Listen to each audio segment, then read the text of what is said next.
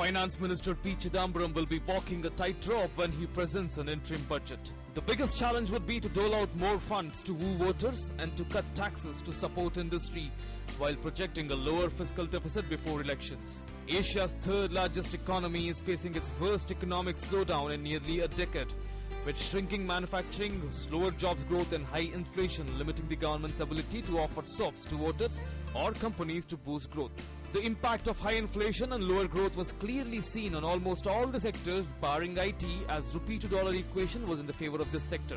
Banking sector, which is considered to be the backbone of the Indian economy, tumbled almost 11%. High beta sector, that is realty sector, also witnessed pressure due to rising input cost and was down by 38%.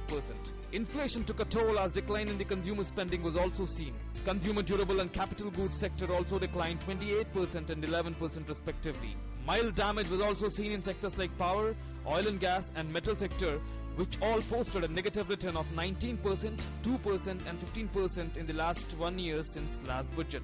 However, defensive sector, that is pharma sector, was the only segment that posted decent returns in the last 1 year of 15%, followed by FMCG, which gave 8% results. The major dampeners for the markets in last 5 years were high inflation, slow growth and high current account deficit.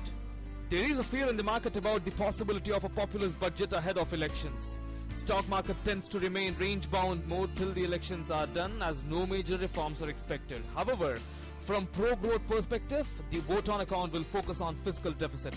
Recently held 2G telecom spectrum auction, which received a whopping 60,000 crore rupees, and disinvestment of public sector undertakings would help the government to keep fiscal deficit at budgeted levels. Investors all across the globe will be keenly watching vote on account budget as what Finance Minister opts for, a reformist measure or populist approach. Business Bureau, TD News.